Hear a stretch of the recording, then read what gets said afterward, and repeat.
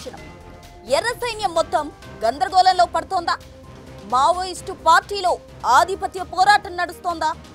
ఆయుధాలు వదిలేస్తామన్నదెవరు? పోరాటమే మా ఊపిరి అంటున్నదెవరు? ఎందుకిలా కన్ఫ్యూజన్? కగార్తో ముప్పు తప్పదని సరెండర్ అన్నారా? తాజాగా జగన్ పేరుతో వచ్చిన ప్రకటన చెప్తుందేంటి? ఎర్ర సైన్యం రెండుగా చీలిపోయిందా?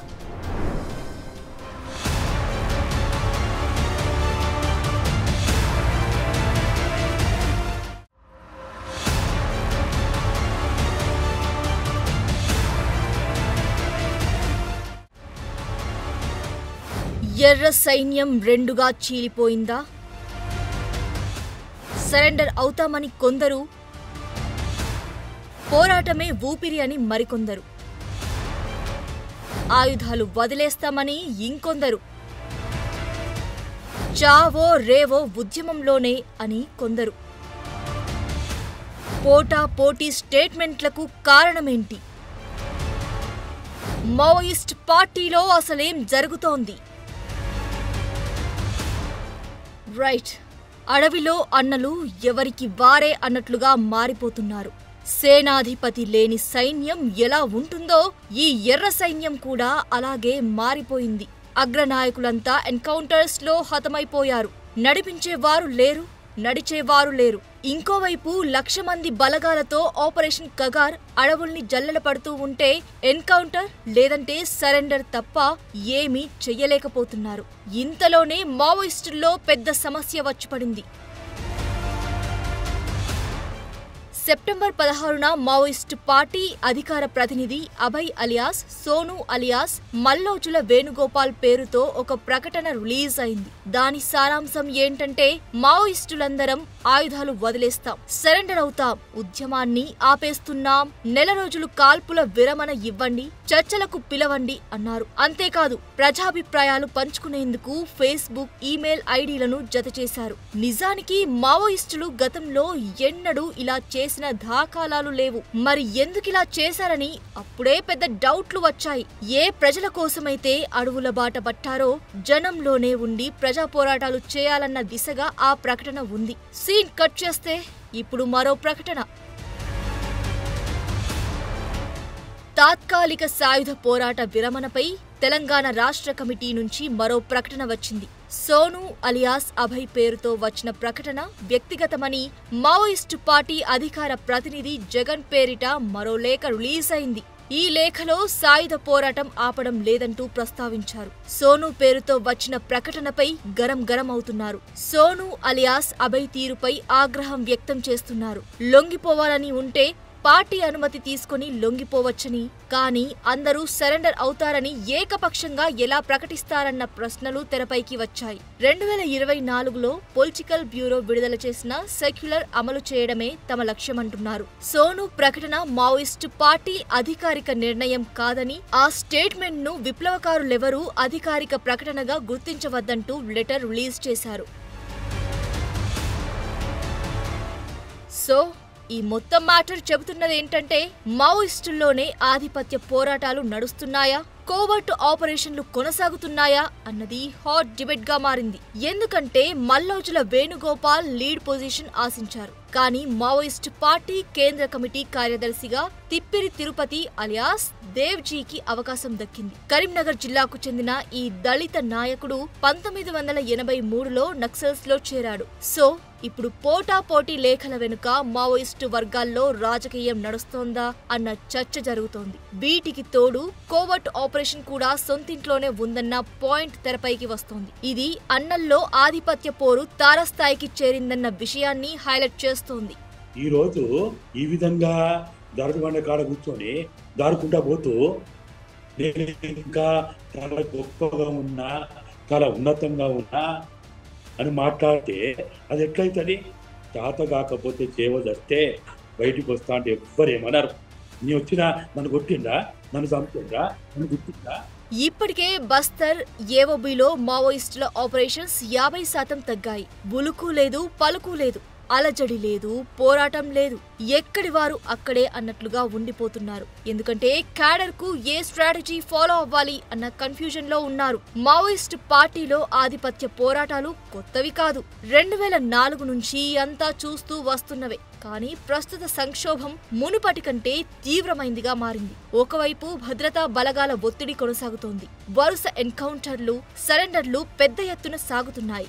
ఈ ఏడాది 240కి పైగా మావోయిస్టులు హతమయ్యారు. వీరి జాడను కోవట్టులుగా మారిన కొందరు ఇస్తున్నారా అన్న చర్చ జరుగుతోంది.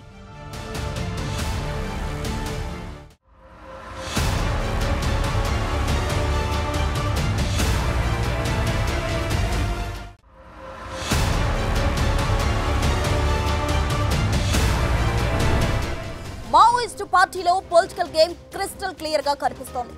ఓవైపు తిప్పని తిరుపతి వర్గం, ఇంకోవైపు మల్లోజుల వేణుగోపాల్ వర్గంగా మారిపోయింది.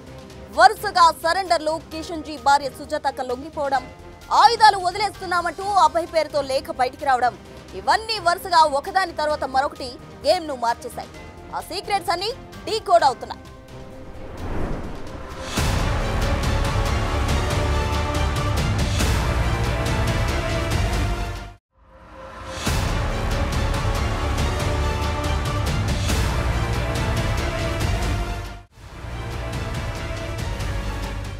నాయకుడు మరణిస్తే క్యాడర్లో నిరాశ ఆవహిస్తుంది.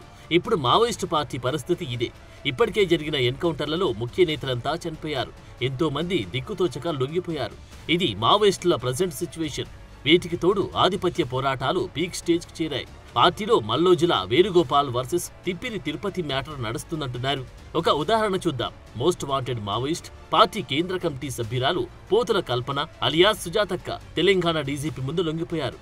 గద్వాల ప్రాంతానికి చెందిన ఆమె ప్రస్తుతం మావోయిస్టు పార్టీ కేంద్ర కమిటీలో ఉన్న ఏకైక మహిళా నాయకురాలు. బెంగాల్లో 2011లో జరిగిన ఎన్కౌంటర్లో మృతి చెందిన మావోయిస్టు పార్టీ అగ్రనేత కిషన్ జీ భార్య ఆమె. కిషన్ జీ మల్లోజుల వేణుగోపాల్ అలియాస్ అభయ్ ఇద్దరు బ్రదర్స్. ప్రస్తుతం సుజాతక్క Chhattisgarh south sub zonal bureau ఇన్ఛార్జిగా ఉన్నారు. 106 కేసుల్లో నిందితురాలుగా ఉన్న ఆమెపై కోటి రివార్డు ఉంది. సో కిషన్ జీ 2011లో చనిపోతే అప్పటి నుంచి లొంగిపోని సుజాతక్క ఆల్ ఆఫ్ సడన్ గా సరెండర్ అవడం వెనుక ఏం జరిగింది? బస్వరాజు బతుకున్నప్పుడే ఆయనలో ఈ బీజాలు పడ్డాయి. ఈ బలహీనతలకు గురైండు, ఇటువంటి ఆలోచనలకు గురైండు, ఇటువంటి క్రియాత్మక గుణ లక్షణాలకు గురైండు అనేది మనకు తెలుస్తా ఉంది. కాబట్టి అంటే తిప్పని తిరుపతి దేవుజీ సెక్రటరీ ప్రతిపాదన వల్లనే ఆయనకి సెక్రటరీ హోదా దక్కలేదని అక్కస్తోటే ఆయన చేసిండనేది అయితే మేము మాలాంటి వాళ్ళము భావించడానికైతే మాకు ఏమాత్రం కూడా అవకాశం లేదు. మావోయిస్టు పార్టీ ఇప్పుడు తలో దిక్కుగా మారడం వెనుక జరిగిందేంటంటే మే 21న ఛత్తీస్గఢ్ అబూజ్మడ్ అభయారణ్యంలో బసవరాజు అలియాస్ నంబాల కేశవరావు ఎన్కౌంటర్ అయ్యాడు. అతడితో పాటు మరో 27 మంది మావోయిస్టులు హతమయ్యారు. నంబాల మరణంతో మావోయిస్టు పార్టీ ఒక్కసారిగా కుదేలైంది. ప్రధాన కార్యదర్శి హతమవడంతో క్యాడర్ కన్ఫ్యూజన్ లో పడింది. 2018లో నంబాల జనరల్ సెక్రటరీగా ఎన్నికయ్యాడు. అతని నాయకత్వంలో పార్టీ పీపుల్స్ వార్ స్ట్రాటజీని మార్చి రీఆర్గనైజేషన్, సెంట్రలైజ్డ్ డెసిషన్ మేకింగ్ పై ఫోకస్ పెట్టింది. నంబాల కేశవరావు వరంగల్లో ఇంజనీరింగ్ విద్యార్థిగా ఉన్నప్పుడు హాస్టల్లో గొడవ జరిగితే ఓ విద్యార్థిని చంపేసి అజ్ఞాతంలోకి వెళ్లాడన్నది రిటైర్డ్ పోలీస్ అధికారులు చెప్పే మాట. సరే, నంబాల మరణం తర్వాత సెంట్రల్ కమిటీ మీటింగ్లు ఆగిపోయాయి. ఇది లీడర్షిప్ గ్యాప్ సృష్టించింది. భూపతి దేవ్జీ అలియాస్ తిరుపతి, అభయ్ అలియాస్ మల్లోజుల వేణుగోపాల్ మధ్య పగ్గాలు ఎవరికి అన్న చర్చ జరిగి చివరికి తిప్పిరి తిరుపతి ఎంపికయ్యారు. అభయ్ అలియాస్ మల్లోజుల వేణుగోపాల్ కు సెంట్రల్ కమిటీ అధికార ప్రతినిధిగా అవకాశం ఇచ్చారు. ఇది మల్లోజుల వర్గానికి రుచించలేదంటారు. దండకారణ్య ప్రాంతం కావచ్చు, తీవ్రమైనటువంటి ఆందోళనకు గురైనమాట వాస్తవం. అయితే మల్లోజుల వేణుగోపాలు లోపలికి పోవడం కానీ బయటికి రావడం కానీ ఆయన దాదాపుగా 80 దశకంలో ఆయన పార్టీలోకి పోయింది అనేది అందరు చెప్తున్నటువంటి విషయం. అయితే ఇప్పుడు ఏదైతే గత కొంతకాలంగా ఆయన పార్టీకి దూరంగా ఉన్నాడనో, ఆయన వ్యక్తిగత స్వీయాత్మక బలహీనతలకు గురైంది అనేది ఇప్పుడు మనకు అందుతున్న సమాచారం బట్టి తెలుస్తా ఉన్నది. బసవరాజు అలియాస్ నంబాల కేశవరావు మరణం తర్వాత పొలిట్ బ్యూరో అలాగే రీజనల్ బ్యూరోల మధ్య డెసిషన్ మేకింగ్ గ్యాప్ ను సృష్టించింది. ఆంధ్ర ఒడిశా బార్డర్ ఏఓబీలో మావోయిస్టులకు దారి తెలియలేదు. దీనికి మావోయిస్టు అధికార ప్రతినిధిగా తాజాగా లెటర్ రిలీజ్ చేసిన జగన్ నడిపిస్తున్నాడు. ఇప్పుడు అభయ్ పేరుతో వచ్చిన లెటర్ ను తీవ్రంగా వ్యతిరేకించింది కూడా ఇదే జగన్. తెలంగాణ స్టేట్ కమిటీ అధికార ప్రతినిధిగా జగన్ కొనసాగుతున్నారు. AOB group leader. ఈ ఏడాది అతని గ్రూప్ లో రమేష్ ఎన్కౌంటర్ లో హతమయ్యాడు. చావో రేవో పోరాటం ఆపే ప్రసక్తి లేదంటున్నాడు జగన్. జనం కోసమే కదా ఈ పోరాటం, చస్తే కలిసే చేద్దాం, పలాయనం మన నైజం కాదంటూ క్యాడర్ కు ధైర్యం నూరిపోస్తున్నాడు.